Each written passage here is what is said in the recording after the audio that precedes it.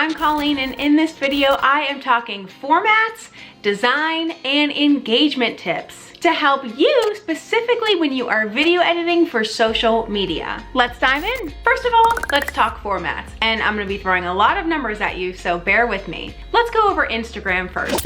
Within your Instagram feed, you can have a couple different ratios. You can have 1920 by 1080p, you can have 1080 by 1080, so more of a square, or you can have 1080 by 1350, which is kind of where you see some of those longer, more rectangular posts. If you want to post a video on your Instagram feed, it's going to have to be less than 1 minute, or else it's going to preview itself and then it will go over to IGTV.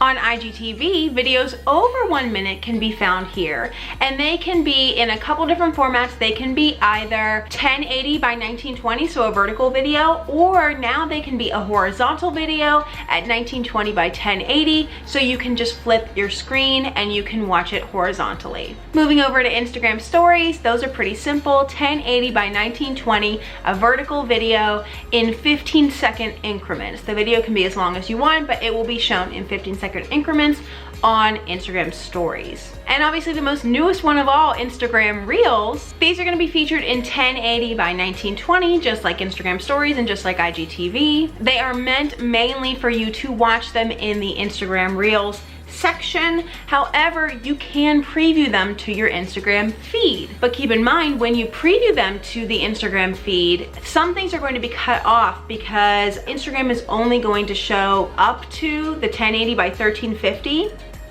if not less. So you want to make sure that any graphics that you have on the original video are condensed more towards the center of the screen so that they don't get cut off if you choose to preview it to your Instagram feed. The same thing applies to TikTok and YouTube Shorts. Both are shot in 1920 by 1080. All of these options have a 15-second or 60-second feature, and you want to make sure that you keep the graphics kind of condensed towards the center if you choose to preview it to your Instagram feed. Whew, that's a lot of information. Moving out of Instagram and on to Facebook. Facebook is a little bit more lax than Instagram. You can post almost any size on Facebook. If you post a 1920 by 1080 video on Facebook, it will preview to the feed. It will most likely be best watched in your videos, like in Facebook videos.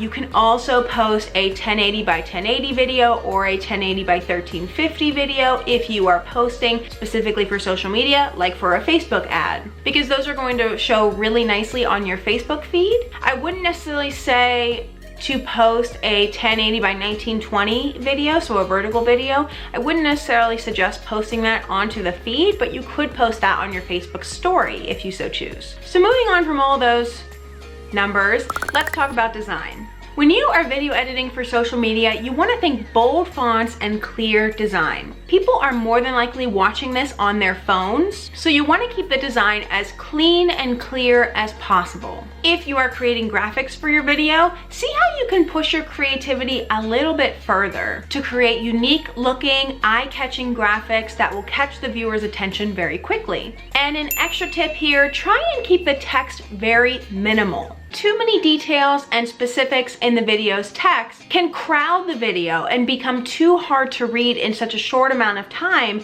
that you have to reach the viewer and to get their attention and to give them the information that they're looking for. On such a small screen like a viewer's phone, the viewer is more than likely to not read it at all and just scroll past if it's too busy.